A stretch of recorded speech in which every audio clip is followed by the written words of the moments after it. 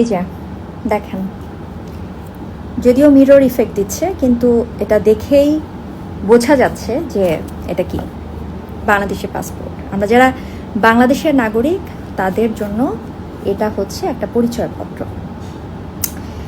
আমি এই পাসপোর্টটার কারণে আমার কাছে মাঝে মাঝে মনে হয় যে আমি অন্য দেশের নাগরিকত্ব নেই। বিশ্বাস করেন, আর কোনো কিছুর জন্য এটা মনে হয় না। পৃথিবীর অনেক দেশের মানুষ কিন্তু আছে যে পাসপোর্ট ছাড়াই চলে, পাসপোর্ট ছাড়াই তারা পুরো পৃথিবী ঘুরতে পারে। কিন্তু আমাদের দেশের পাসপোর্ট, এটা নিয়ে আমার মনে হয় যে আমার খুব বেশি কিছু না বললেও চলবে। আমরা দেশে বিদেশে যারাই থাকি, প্রবাসী বাঙালিরা আছেন, দেশের তো আমরা আছি, আমরা এই পাসপোর্টটা নিয়ে যে পরিমাণ সাফার করি। অন্য সব দেশ, যেখানে সব দেশের পাসপোর্ট, অনেক দেশের তো পাসপোর্টের জন্য আসলে ভিসাই লাগে না, অনেক দেশের passport just on arrival visa. সেখানে আমাদেরকে একটা দেশের ভিসা নিতে হলে বছরের পর বছর অপেক্ষা করতে হয়। আমার কাছে তো মনে হয় যে বাংলাদেশি পাসপোর্টে একটা দেশের ভিসা লাগাতে কয়েক বছর অপেক্ষা করতে হয়। আপনি যখন একটা দেশে যাবেন, যখন ইমিগ্রেশনে দাঁড়াবেন, তখন ইমিগ্রেশনে সবাই পাস হয়ে যাবে, আপনি শুধু বাংলাদেশি পাসপোর্টের কারণে ইমিগ্রেশনেও আপনি কয়েক মাস দাঁড়ায় থাকবেন। আমার কাছে ইমিগ্রেশনের যে কিউতে দাঁড়াই আমরা, মনে হয় যে আমি কয়েক মাস ধরে এখানে দাঁড়ায় আছি। এবং সবচেয়ে বড় ব্যাপার হচ্ছে যে এখানে সময়ের ব্যাপারটা তো আছেই, সবচেয়ে বড় কথা হচ্ছে যে এটা যে কি একটা প্রেস্টিজ ইস্যু, মানে এত লজ্জা লাগে যে এমন একটা দেশে আমরা বাস করি যেই দেশের পাসপোর্ট নিয়ে আমাকে ইমিগ্রেশনের লাইনে ঘন্টার পর ঘন্টা দাঁড়ায় থাকতে হয়। এবং সেখানে ইমিগ্রেশন অফিসার যারা থাকে তারা আমাদের দিকে এমনভাবে তাকায়, মনে হয় যে আমরা বাংলাদেশের সবাই হচ্ছে ক্রিমিনাল, সবাই অপরাধী। দেখেন, পাসপোর্ট কিন্তু শুধু একটা দেশের ভ্রমণের কাগজ না, পাসপোর্ট হচ্ছে একটা দেশের প্রতি বিশ্বের আস্থার প্রতিফলন। তো সবচেয়ে বড় কথা হচ্ছে যে আমাদের পাসপোর্টের ভ্যালু যেটা, সেটা এরকম যে আমাদের প্রতি বিশ্বের প্রত্যেকটা দেশের আস্থার প্রতিফলন আমরা প্রত্যেকটা এয়ারপোর্টেই দেখতে পাই। আমি কিছু ইনফরমেশান দিব আমাদের দেশের পাসপোর্ট নিয়ে। আমি কিছু নিজেদের সমালোচনা নিজেরাই করি, এটাই বরঞ্চ বেটার। 2026 সালে যে সর্বশেষ পাসপোর্ট ইন্ডেক্স, সেটা অনুযায়ী বাংলাদেশ পাসপোর্টের বর্তমান র্যাঙ্ক হচ্ছে 96তম, কিছু আপডেটে আবার 97তম দেখানো হয়েছে। বাংলাদেশি নাগরিকরা মাত্র 35-36টা দেশে ভিসা ছাড়া অথবা অন অ্যারাইভাল ভিসার সুবিধা পান। চিন্তা করে দেখেন, একটা হচ্ছে আমাদের দেশের পাসপোর্টের ভ্যালু র্যাঙ্কিং 96তম, সেখানে আমরা মাত্র 35-36টা দেশে এই ভিসা ছাড়া বা অন অ্যারাইভাল ভিসা যেটা বলে সেটার সুবিধা পাই। বিশ্বের সবচেয়ে শক্তিশালী পাসপোর্ট হচ্ছে সিঙ্গাপুর, এটা কম বেশি সবাই জানে। দক্ষিণ এশিয়া বাংলাদেশের অবস্থান মালদ্বীপ, ভারত এবং শ্রীলঙ্কার নিচে, পাকিস্তান এবং আফগানিস্তানের উপরে আছি আমরা। এটা একটা খুশির খবর, যদিও আসলে কতটুকু খুশি হব বুঝতে পারছি না। বিশ্বের সবচেয়ে দুর্বল যে পাসপোর্টগুলো আছে সেটার তালিকায় মোটামুটি একটা বিশ্বের সবচেয়ে দুর্বল দেশের পাসপোর্টের র্যাঙ্কিংয়ে সবচেয়ে দুর্বল দেশের যে তালিকা আছে সেটাতে আমরা মোটামুটি ভালো অবস্থানে আছি। বোঝেন আমাদের অবস্থাটা।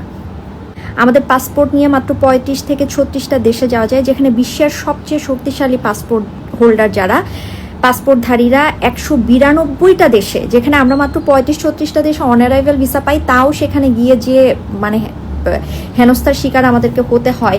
সেখানে শক্তিশালী পাসপোর্টধারীরা বিশ্বের 192টা দেশে ভিসা ছাড়াই তারা ভ্রমণ করতে পারে। এটা শুধু র্যাঙ্কিং নয়, বিশ্বে একটি দেশের প্রতি আস্থা এবং গ্রহণযোগ্যতার প্রতিচ্ছবি। দেখেন, একটা পাসপোর্ট, এই পাসপোর্টের শক্তি শুধু দেশের অর্থনীতির উপরে কিন্তু নির্ভর করে না, এটার নির্ভর করে আন্তর্জাতিক কূটনৈতিক সম্পর্ক, নিরাপত্তা, ইমিগ্রেশন সংক্রান্ত আস্থা, ভিসা ওভারস্টে মানে সময় শেষ হওয়ার পরও সেই দেশে অবস্থান, যেটা আমরা বাঙালিরা বছরের পর বছর ধরে করে আসতেছি। আমরা একটা দেশে ভিসা পেলে যদি 10 জন ভিসা পায়, ওই দেশে যাওয়ার পরে 8 জনই থেকে যায়, ওভারস্টে করে, 2 জন হয়তো বা হাতে গোনা ফেরত আসে। দ্বিপাক্ষিক চুক্তি, দেশের বৈশ্বিক ভাবমূর্তি এবং স্থিতিশীলতা, এই সব বিষয়ের উপরে আসলে একটা দেশের পাসপোর্টের যে পাওয়ার, পাসপোর্টের ভ্যালুটা নির্ভর করে। অর্থাৎ আমাদের দেশের অবস্থাটা আপনারা একটু চিন্তা করে দেখেন। এখানে শুধু আপনি সরকারকে দায় দিতে পারবেন না, এখানে শুধু আপনি মন্ত্রণালয়কে দায় দিতে পারবেন না, এখানে দায় আমাদের সবার। আমরা সবাই মিলে এমন ধরনের একটা ইমেজ আমাদের তৈরি করেছি, যে ইমেজের কারণে আমাদেরকে আমাদের পাসপোর্টের র্যাঙ্কিং তো মাশাল্লাহ একদম নিচের দিকে। তারপরে আমাদেরকে ভিসা দিতে গেলে, যে কোনো দেশ আমাদের ভিসা দিতে গেলে তারা মনে হয় 1000 বার চিন্তা করে। তো এই যখন অবস্থা আমাদের, তখন আমাদের কাছে আসলে বিভিন্ন দেশে ঘুরতে যাওয়ার জন্য তাদের অনুমতি নেওয়া, অর্থাৎ তাদের ভিসা নেওয়া, এগুলা এক ধরনের বিলাসিতা।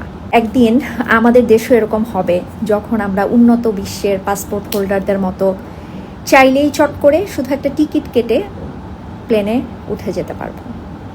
আমাদেরকে এই ভিসার চক্করের মধ্যে আর পড়তে হবে না, বছরের পর বছর ধরে অপেক্ষা করতে হবে না যে কবে আমাকে ভিসা দিবে, আমাকে আদৌ ভিসা দিবে কি না, আর যদি দয়া করে আমাকে ভিসা দেয় তাহলেই শুধু আমি তাদের দেশে ঘুরতে যেতে পারবো।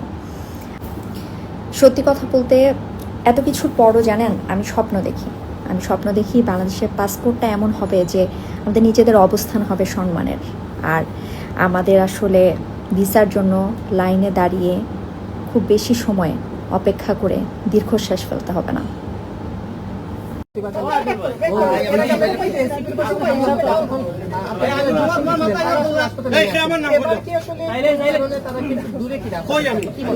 এটা তো আমরা রাজনৈতিক দল হিসেবে এনসিপির উপরে সন্ত্রাসী হামলা হয়েছে, অনেকে রক্তাক্ত হয়েছে, আপনারা দেখেছেন। আমাদের একটা ছোট্ট ভাই, তার হয়তো এখন অপারেশন চলছে, সে তার চোখ হারিয়েছে।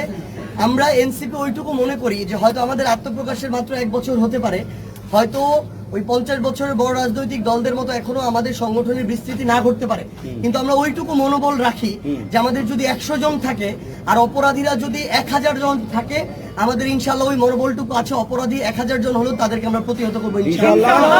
এবং আপনারা দেখেছেন গতকালকে বা তার আগের দিন হয়তো আমরা সংখ্যায় কম থাকি, কিন্তু সেখানে আমরা রক্ত দিয়ে এসেছি, কিন্তু সেই জায়গাটা আমরা ছাড়ি নাই, আমরা আপোষও করি নাই।